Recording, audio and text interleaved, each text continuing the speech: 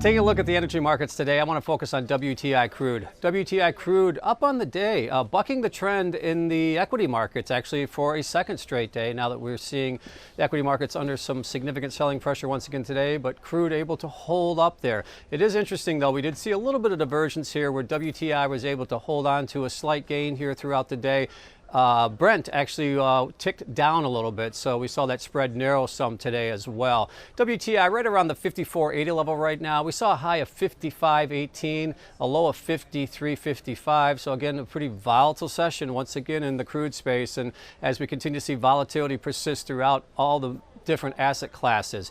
Looking at some of the driving factors, I think today as we start off this week, global tensions picked up once again over the weekend. Some more duress in Hong Kong as we continue to see tensions ramp up there, and couple that with the tensions between the U.S.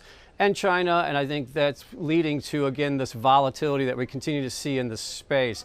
Interesting enough, though, that crude has been able to fight back through this, and I think, again, it's more about a supply-demand situation. When we look at crude, valuations, I think, are being called into question when you look at the equity markets, but this, as we continue to move through this dynamic within the marketplace, it is interesting to see crude finding at least some type of stability. And again, another factor here could be the fact that we're seeing the dollar give up some strength as well, and that could be helping the crude space from a global standpoint.